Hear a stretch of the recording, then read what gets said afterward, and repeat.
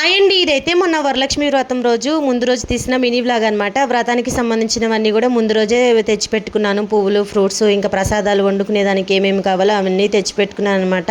ఇలా పండగల సీజన్ వచ్చినప్పుడు, పండగలు అన్నప్పుడు ఒక రోజు ముందు కన్నా కూడా 2 రోజుల ముందు పువ్వులు, ఫ్రూట్స్ ఇలాంటివి తెచ్చిపెట్టుకున్నామంటే కొంచెం రేట్లు అనేవి తక్కువగా ఉంటాయి.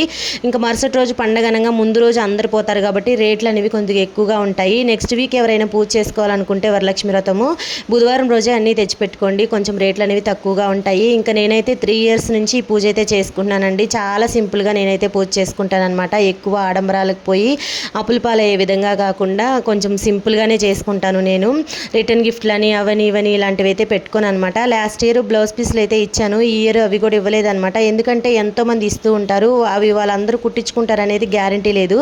దాని బదులు ఇచ్చిన మనకి తీసుకున్న వాళ్ళకి ఫలితం ఉండేలాగా ఏవైనా తినే విధంగా ఇస్తే మంచిదని అలా ఫ్రూట్స్ అయితే ఇచ్చాను అనమాట. మీరైతే వీడియోని లైక్ చేసి ఛానల్ సబ్స్క్రైబ్